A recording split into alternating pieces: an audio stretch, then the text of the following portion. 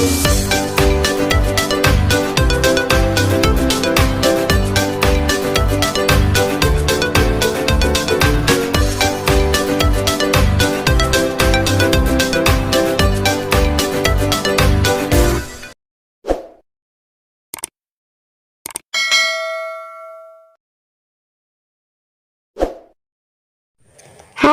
Assalamualaikum adik-adik kelas 4.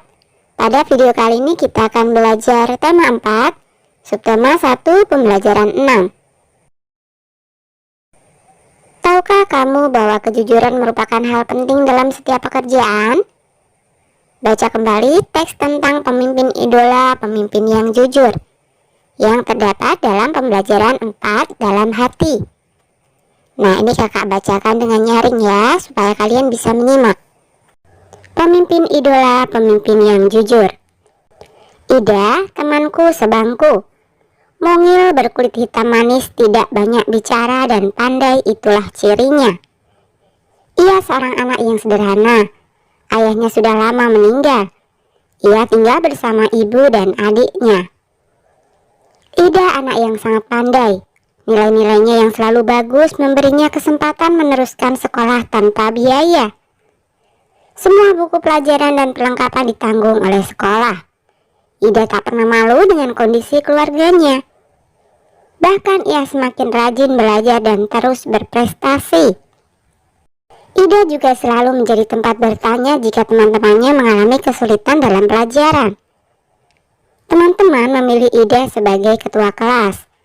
Pandai, tenang, dapat berkomunikasi dengan baik, serta mampu menjaga ketertiban kelas menjadi modal utamanya. Hari ini Ibu Tati mengingatkan tentang ulangan matematika. Sebagian siswa tidak siap, termasuk Gugut si jagoan bola, yang duduk di belakang kami. Waduh, saya belum belajar, Bu. Kemarin saya seharian bermain bola sampai sore. Pulang ke rumah langsung tidur, Bu, protesnya. Ulangan tetap berlangsung.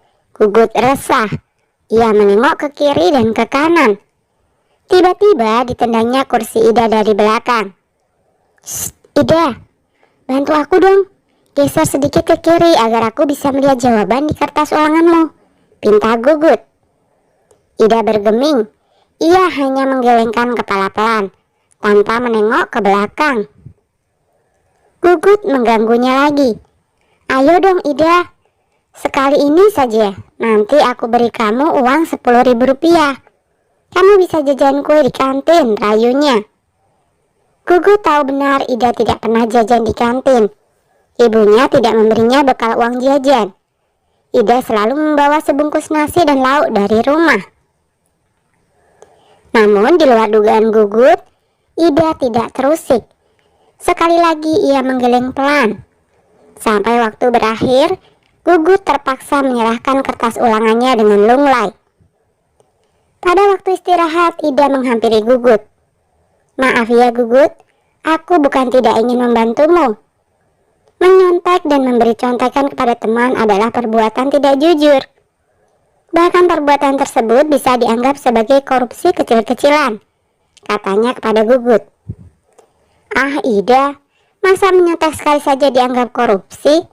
Setauku korupsi nilainya miliaran dan hanya dilakukan oleh pejabat berkuasa," kata Gugut. "Gugut, justru kita harus melatih diri. Korupsi dan menyontek sama-sama mengambil hak orang lain. Bernilai kecil atau besar, tetap saja tidak jujur. Kita membiasakan diri bertingkah laku lurus. Mudah-mudahan ketika besar nanti kita tidak akan tergoda untuk melakukan korupsi dalam bentuk apapun," Ida menambahkan dengan panjang lebar. Aku dan teman-teman sekelas yang ikut mendengarkan percakapan Ida dan Gugut terdiam setuju. Memang tidak salah kami memilih Ida sebagai pemimpin di kelas. Tidak sekedar pandai, Ida juga patut dijadikan teladan. Buatlah pertanyaan sebanyak-banyaknya tentang cerita di atas. Berikan pertanyaan kepada teman di sebelahmu untuk dijawab. Tulislah pertanyaanmu pada tempat di bawah ini. Nah, misalkan saja 1. Siapa pemimpin yang jujur menurut kamu? 2. Siapa pemimpin idola kamu? 3. Apa penyebab gugu tidak siap mengikuti ulangan? 4. Sikap apa saja yang dapat kita contoh dari Ida? 5. Mengapa mencontek disebut korupsi kecil-kecilan? Nah, itu tadi hanya sekedar contoh ya. Kalian bisa membuat pertanyaan kalian sendiri. 1. Tuliskan pendapatmu tentang masing-masing tokoh yang terdapat dalam cerita.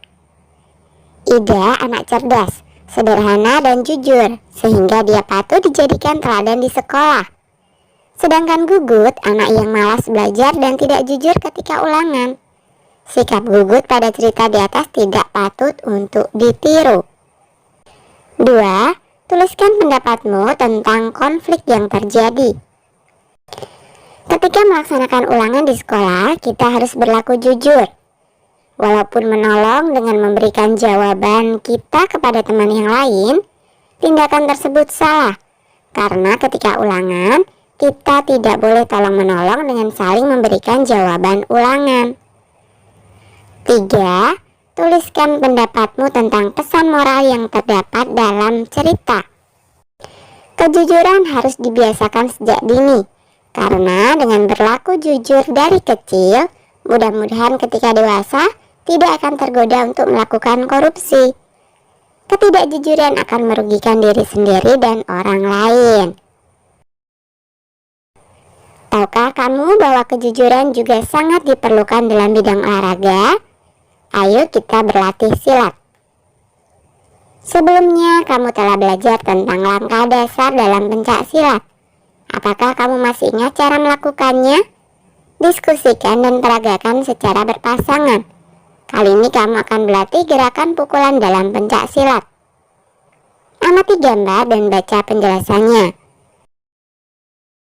A. Pukulan dalam pencak silat.